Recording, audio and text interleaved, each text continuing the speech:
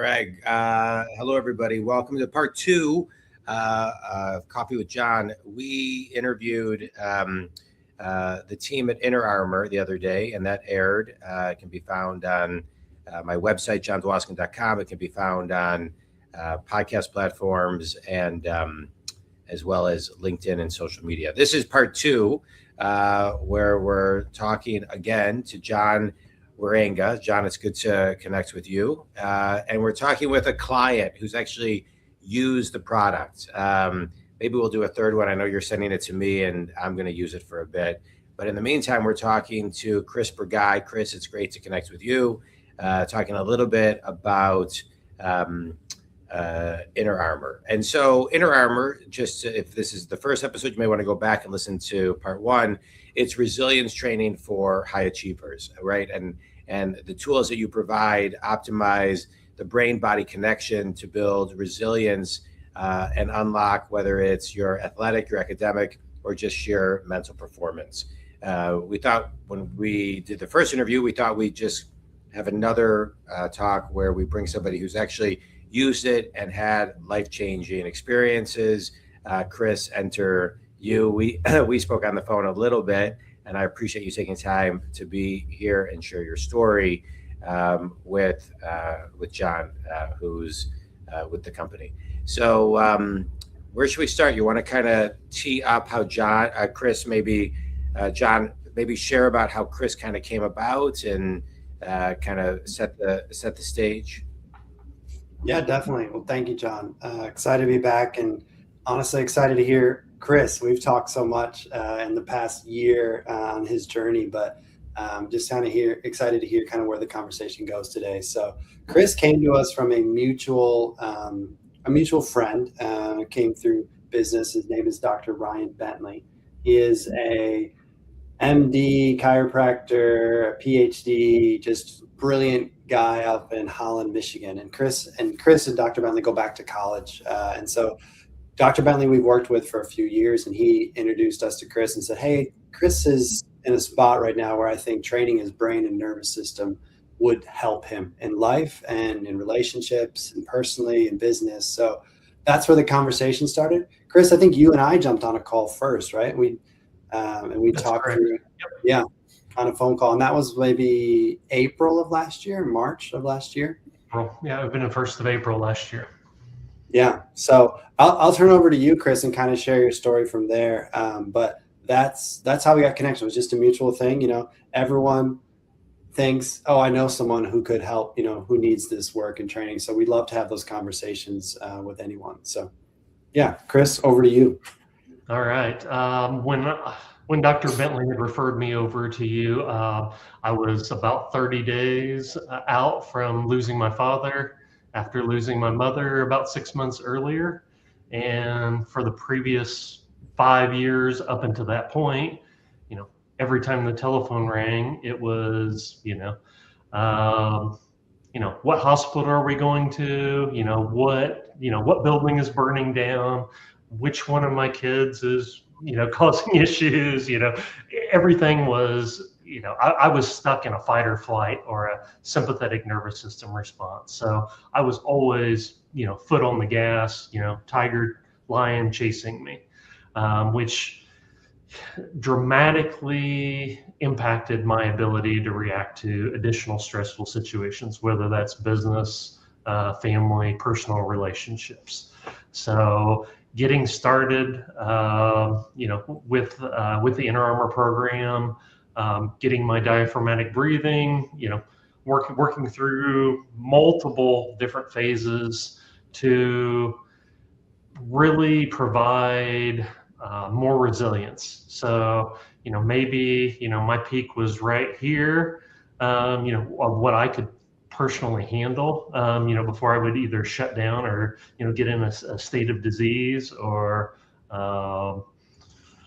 and really what it has provided for me is. I have a question for you, because I think what you're talking about right now, I know I have felt, I'm sure, not speaking for John has felt, I think most people can connect and relate to what you are talking about.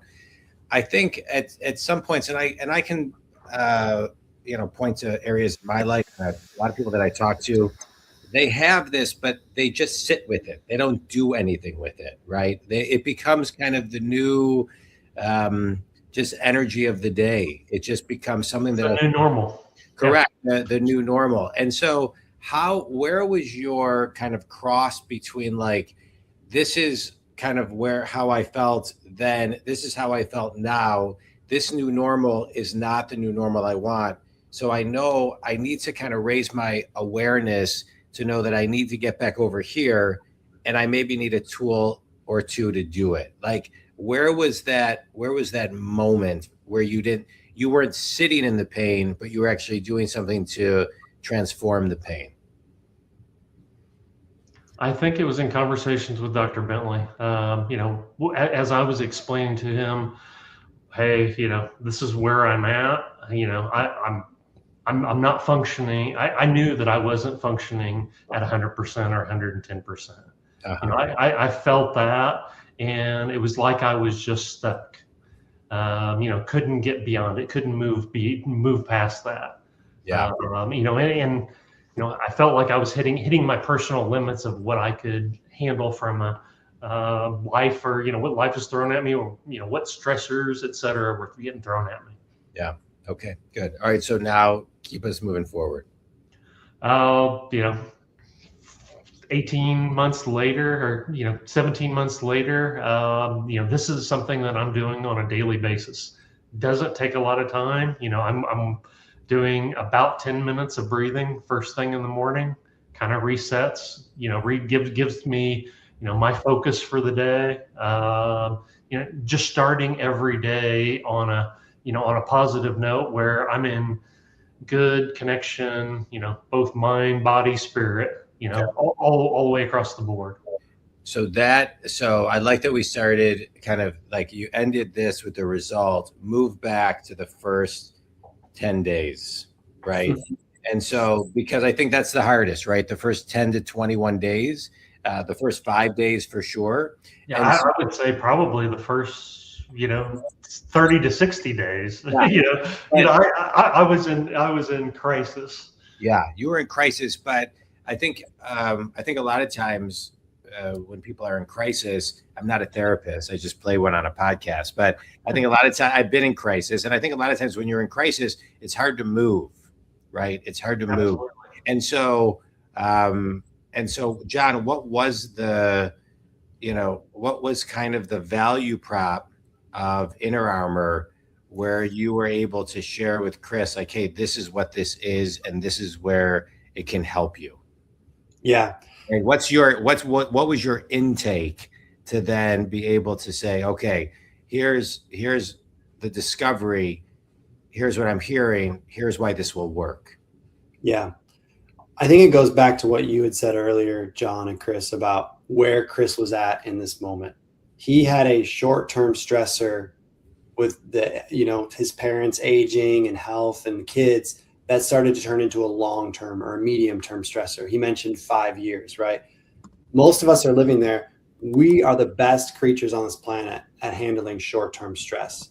That's why we have a prefrontal lobe. That's why we have cortisol. We have this ability to attack the problem and get back to it. The problem is when we don't get back to just normal rest, when that short-term stressor turns into a medium-term, now I'm losing sleep, now I'm gaining some weight, now I'm drinking a little more. Now it's turned into a long-term stressor. Now my doctor has prescribed some medication. Now my blood pressure is a little higher. Now I can't focus the way I used to focus. Now I'm outsourcing all my deep thinking to AI, right? Like these things are happening every day. That's kind of where Chris was at in a way. His short-term stress had turned into a medium to long-term stress. When I heard what was going on, I said, you need to start actively pushing back against your nervous system. You're stuck in a sympathetic state because of all these things that happen. Can't control that. Those things are going to happen. What we can control is how Chris pushes back against that to strengthen his nervous system and his vagus nerve. So when I heard where Chris was at, and I said, you've been in this. Define what a sympathetic is and a vagus nerve. Yes. So sympathetic is the branch of our nervous system, of our autonomic nervous system, that puts us into that fight, flight, or freeze state. It's the wired but tired. It's the go, go, go, the hamster in the wheel. It's the brain turning. It's the ruminations. That's sympathetic. It's great when a lion runs into your room and you can tunnel vision, focus on that, run away from it or fight it. It's not great when you're driving to work or you're trying to fall asleep at night. And Chris was stuck in that sympathetic. His vagus nerve, which is our regulator on our body. If you think of it as sympathetic is gas pedal, vagus nerve is the brake pedal. The pads on his brake pedal were shot. The rotors were just gone. He had nothing to push back to get him out of sympathetic. He just was trying to survive, right? And Chris, I don't want to put too many words in your mouth, but that's where you came.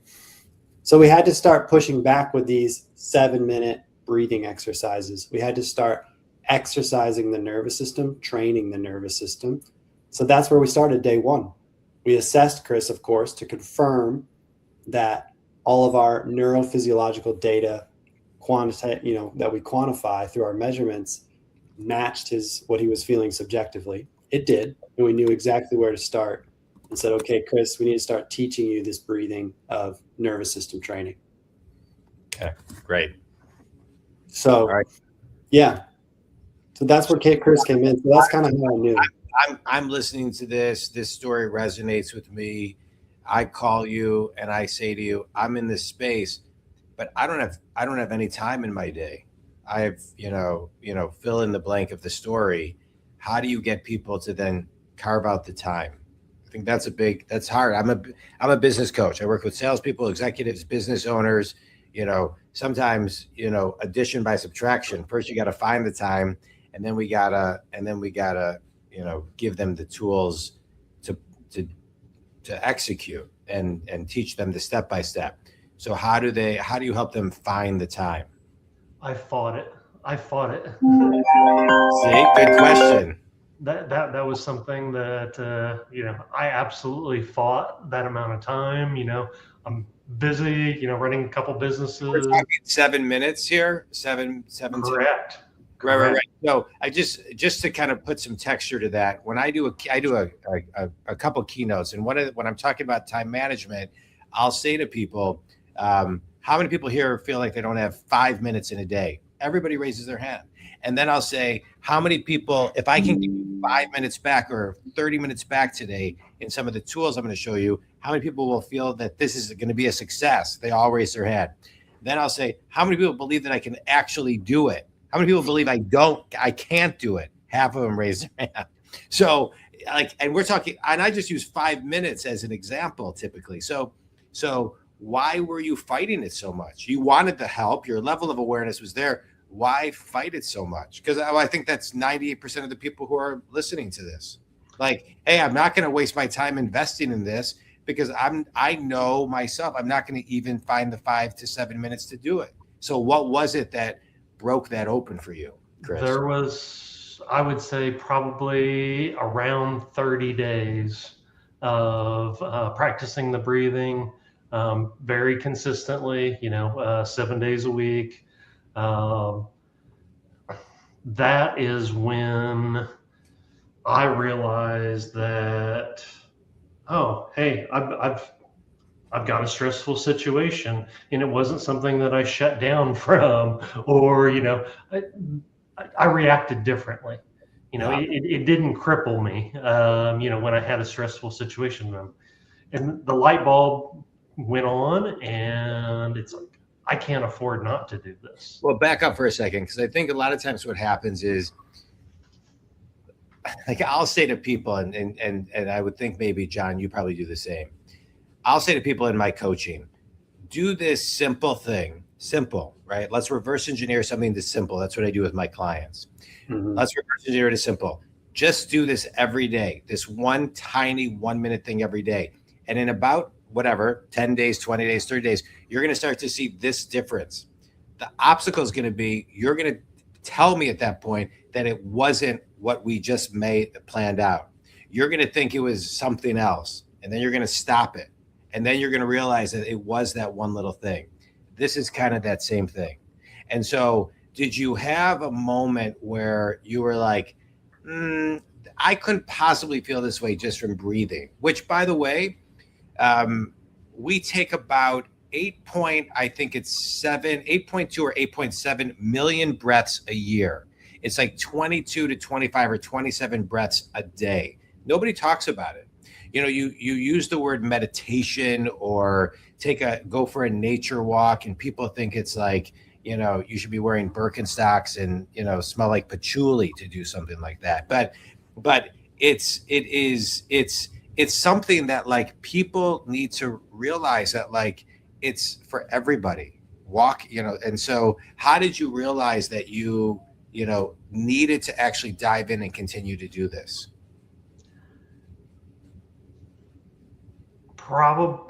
I've tried all the above. I meditate on a daily basis. I wasn't getting necessarily any results from that. Yes, I was getting a little bit of peace and a little bit of calm, but it was temporary. And when I realized that it was something that was more permanent because of the change of, hey, I'm driving down the road and somebody pulls out in front of me, I practice my breathing. It's something that I started incorporating more and more outside of just that 7 minutes that I was, and that's when, like a light bulb went off, and it was just like, oh, I can come back to a more centered place, a more calm place, a more resilient place in 2 or 3 minutes of just, being mindful and watching what my breathing, watching what my body's doing. And that's, after 20 years of practicing meditation, that was not anything that I ever got from a meditative state. What did your family and business associates start saying to you about it? That I'm not pissed off all the time, or just on edge. More. I wasn't as quick to be defensive. Yeah. It wasn't always just raising up the wall. That protective mechanism. I was more open to having conversations and not just a real hard line in the sand. Did it change your marriage or you as a father, you as a husband? Absolutely. How? Giving me just that split second of being able to, think and not just react, just an immediate reaction. It gave me that tiny bit of pause for me to think about what I was saying or doing or how the situation was going to go. How do you think your ability to respond versus react will transform the trajectory of your children's lives because of what you did to change now? Well, this is something that I've encouraged my wife and both of my kids to do. John has had conversations with my daughter, who's going to be a collegiate athlete.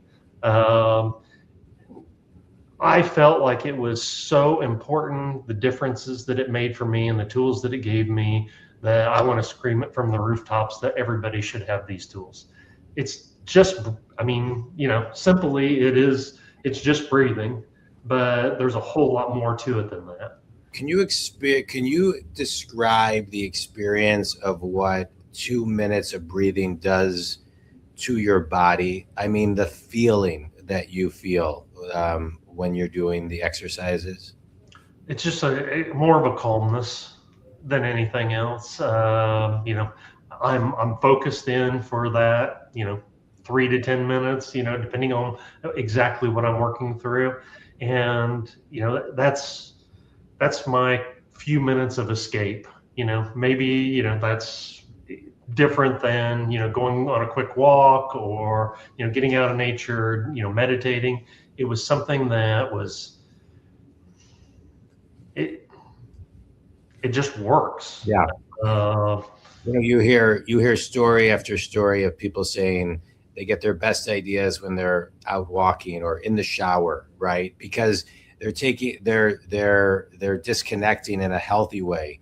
And so do you find yourself getting, I know back to center, but ideas that you didn't know you necessarily had because you're taking that space to quiet your nervous system and quiet your mind? And then for the conscious capitalist listening, have you been able, from a quantifiable standpoint, to take those ideas and make more money? Absolutely. Absolutely. Hands down. Yeah. I mean, just, prior to, if I ran into a problem that was something that I felt like, hey, this is more than I could handle, I would procrastinate it. Yeah. And that procrastination is completely gone.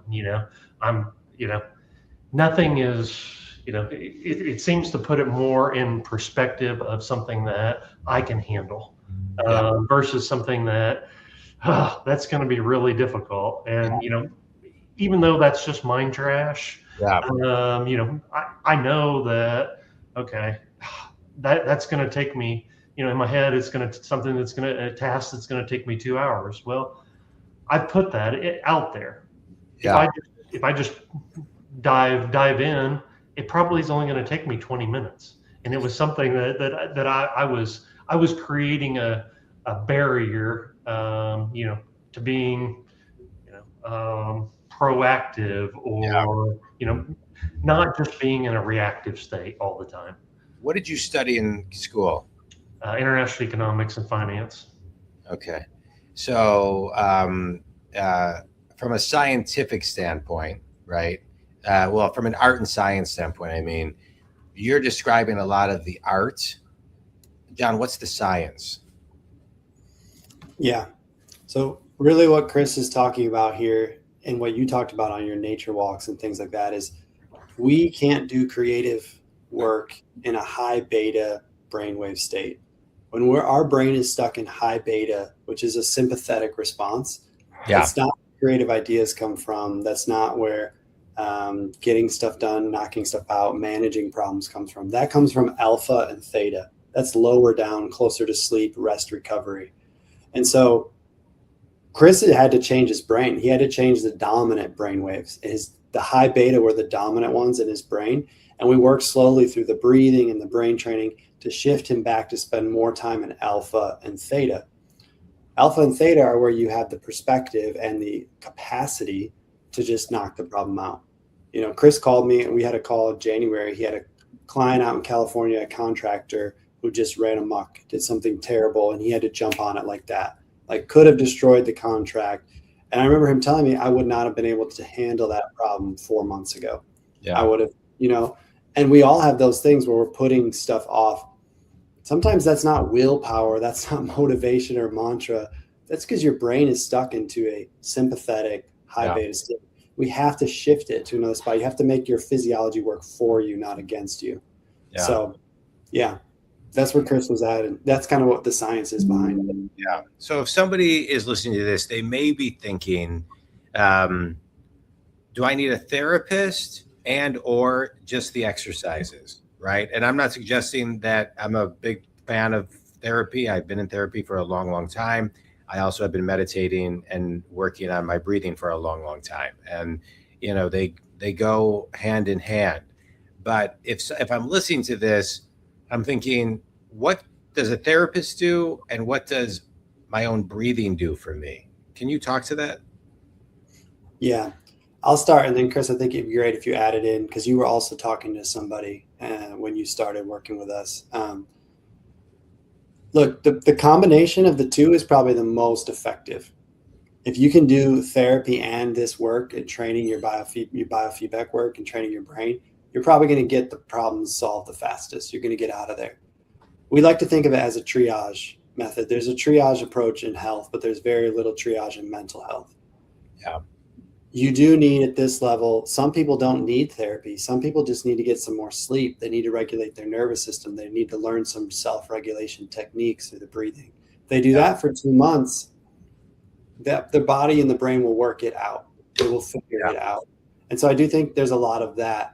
But I don't know everyone's situation. Some people really need therapy and talk to an expert, and we don't discourage that at all. We have a lot of clients who are working with a therapist and doing our stuff. And we think that The breathing, though, is crucial. Just like your therapist might tell you, it's great that you come see me every week, but I do need you to start exercising. I do need you to start. That's kind of in the same vein. Like, you would want to do this alongside of it, because it's a holistic approach to the therapy. So, yeah. Yeah. Great. Chris? From my take, I started therapy actually the same day that I met with John, and just me going through the assessment that morning, a couple hours before my first therapy session. It opened me up for what I was looking for from a therapist. Fast forward, I was seeing a therapist twice a week for that first about month. And when I walked in, I guess it was probably about the fifth session, my therapist asked me, "What have you done?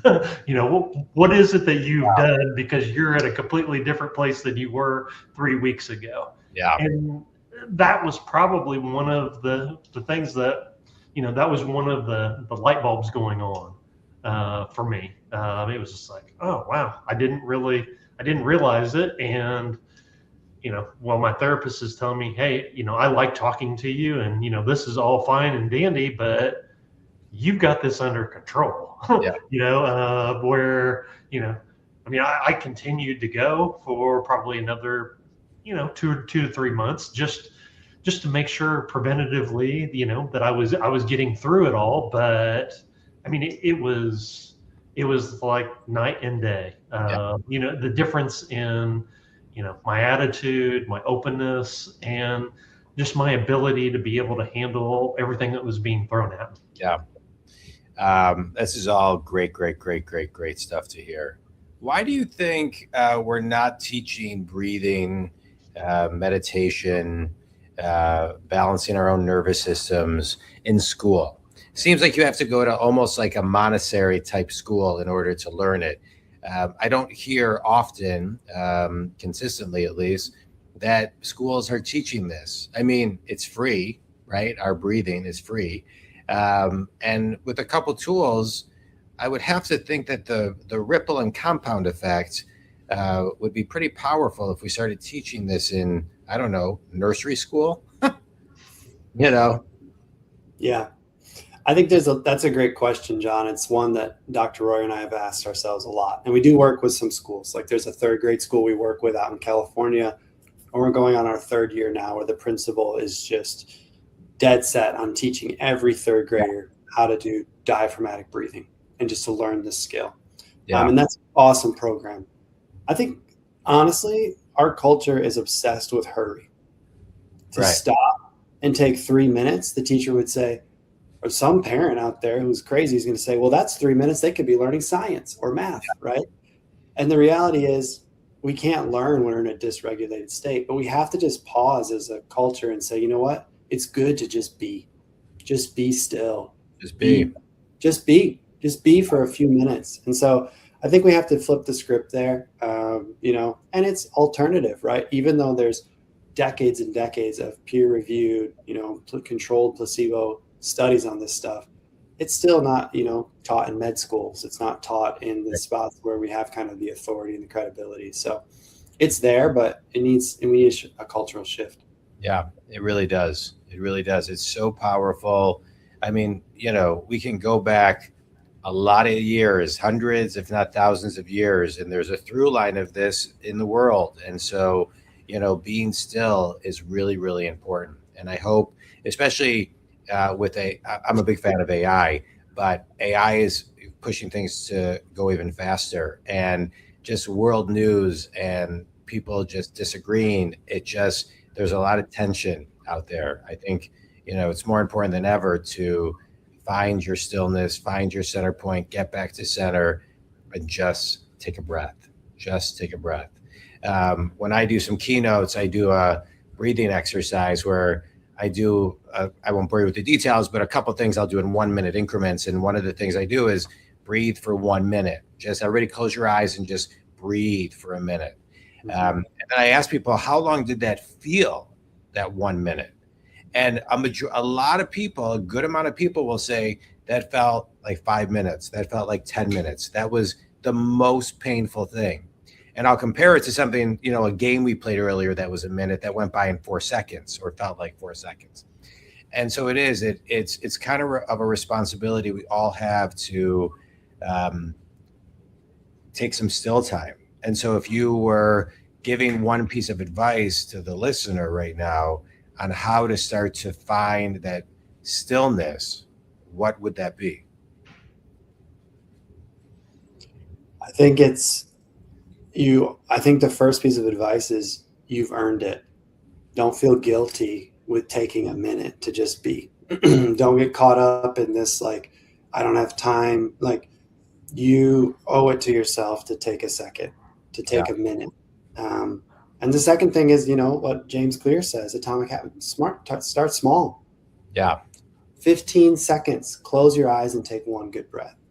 Then try 30 seconds, right? Like, start small. Don't make a bigger thing than it is, but try to just build it into your day because yourself, and you need it. Your brain and your nervous system are screaming for it.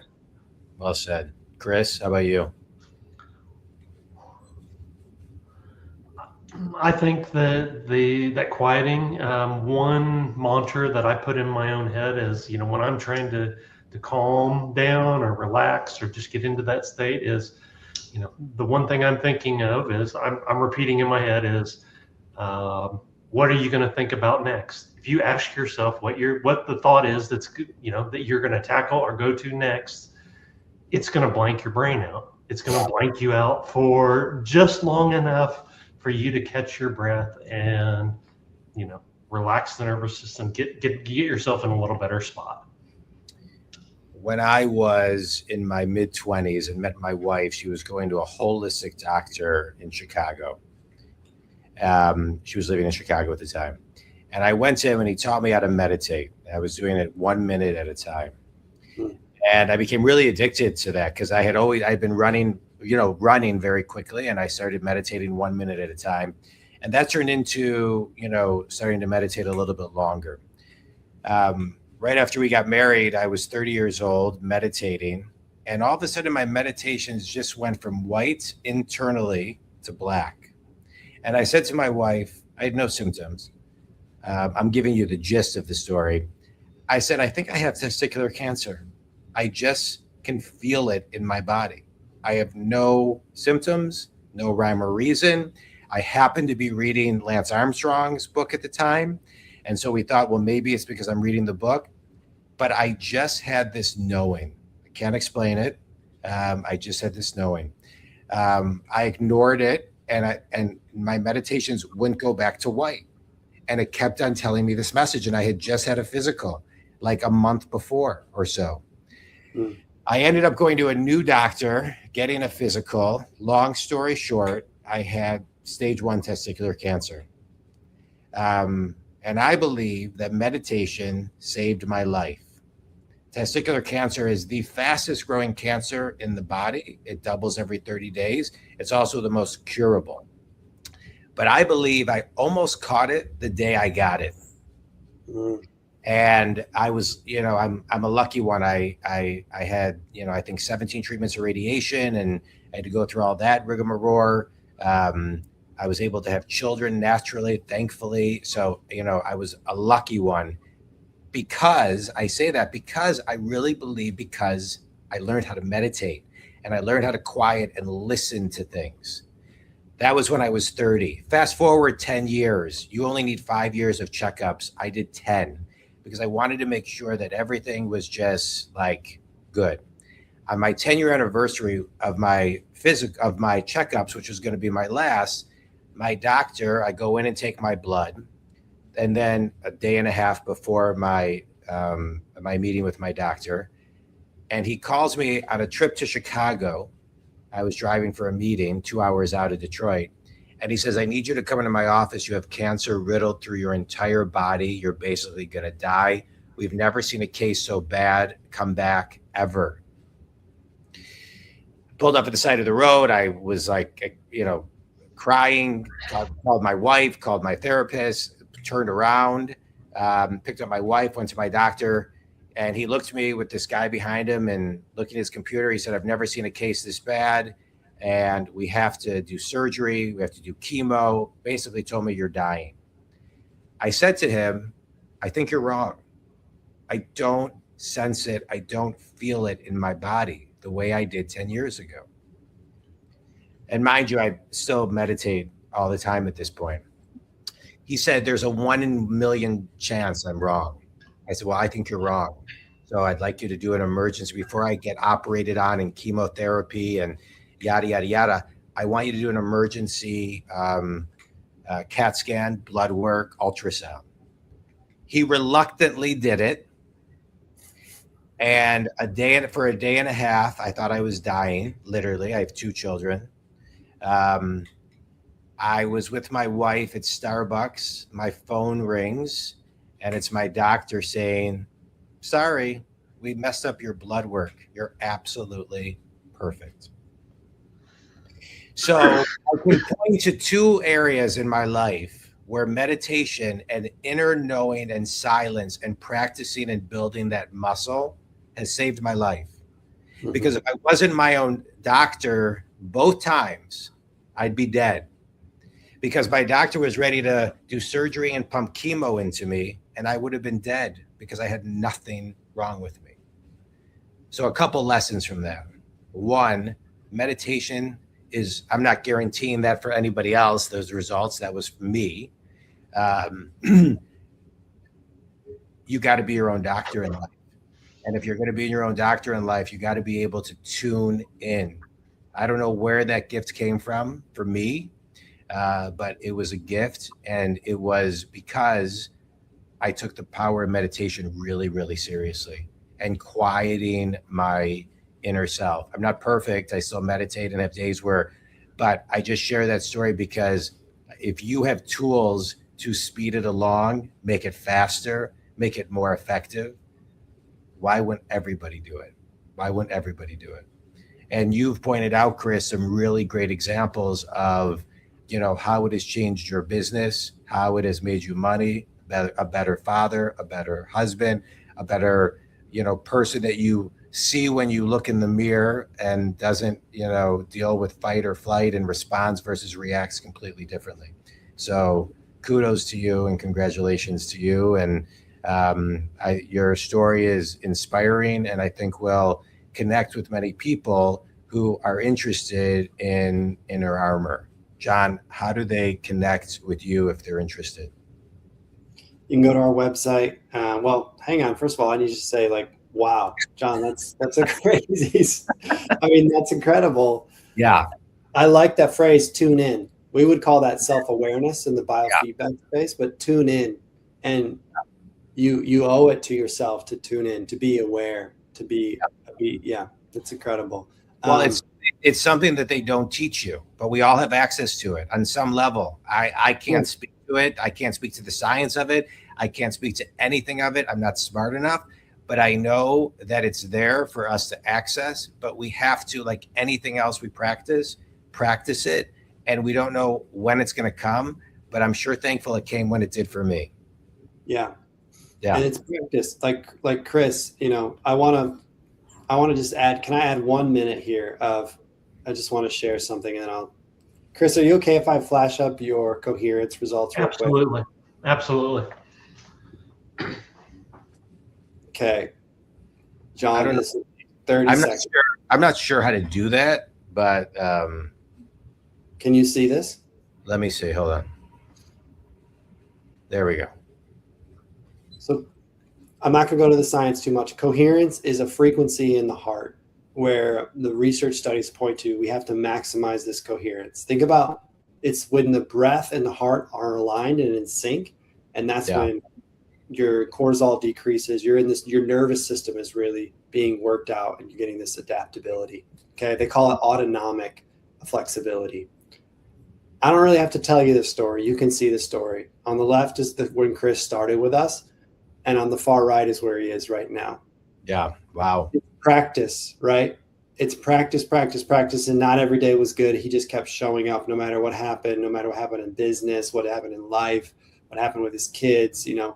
it's right there. Yeah. And he just, the proof. Yeah. Yeah. And we can help everyone do this. It takes the work, but Chris changed his nervous system. You changed your nervous system by your meditating. Chris practices coherent breathing, and we can see that he's in a more adaptable, more tuned in space. He's ready for more. He can take on more. It's great. So, yeah. Anyways. Well, I think you bring up a really good point. Like you expand your capacity. Yeah. Yeah. So Chris said it here. He felt like he was here, and then, it allowed him to kind of just go further. So, well, John, thank you. Chris, thank you so much. Really appreciate it. That was great. Thanks. So where can people connect with you, John? Yeah. So you can connect on LinkedIn, John Wierenga, but also forgeinnerarmor.com. Forgeinnerarmor.com is our website. Just go ahead and, reach out to the contact. But yeah, anywhere I can share, and love to connect with people and, create more examples of resilience, of capacity, and teach it to more people. That's what it's all about. It's great. And Chris, I don't even know what you do. We really didn't talk about your business, but what do you do and how can people connect with you? I run a land service brokerage. So anything energy related. So whether that's traditional oil and gas to utility scale solar, geologic hydrogen, anything that's going to power your data centers in the near future. As we continue to use AI incorporated in our everyday lives. All right, good. And how can they connect with you, Chris? My email is just chris@trigen, TRIGEN.land. So I'm happy to share. If you've got any questions, happy to share more details about my experience and how this has absolutely changed my trajectory moving forward. Great. Well, Chris, I appreciate you sharing your story. John, I appreciate the tools that you're giving to people to just transform their lives and the people around them. So thank you both. This was a great part 2. Thanks, guys. All right. Thanks, Joe. Yeah.